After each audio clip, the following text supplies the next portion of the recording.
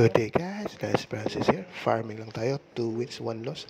Under 2 minutes gameplay kay Phoenix Game, Minesweeper. Okay na ako sa 500. Let's go!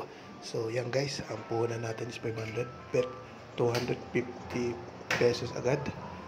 Siguro mga 5 clicks tayo. Tapos alternating pattern guys. Tingnan natin kung maka-farming tayo. Farming lang guys. Ready? 1, 2, 3, 4, 5 guys, mantakin mo 750 minus ang base bet 250. So malinis, panalo agad tayo ng 500 guys, dublado agad yung punan natin.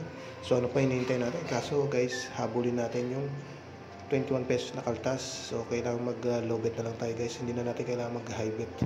Low bet na lang guys, kasi susungkitin lang natin yung 21 pesos para eksaktong 1k ang ating maging cash out dito sa GCash. So, base bet na lang siguro tayo dito mga 50. Siguro mga 50 pesos guys. Para makuha natin yung 21 pesos na kaltas.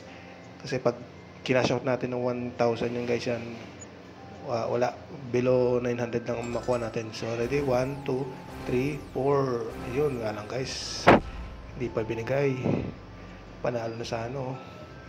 Yak. So, 1 win, 1 loss. So, dito same pa rin guys, alternative pattern.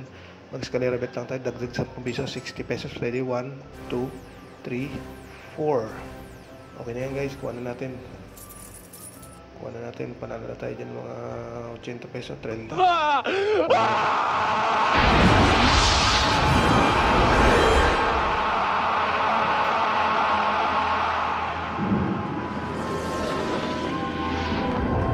So guys, yan na nga.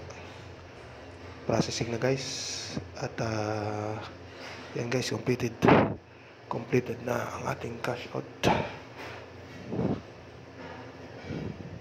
So guys, hanggang dito na lang ang video.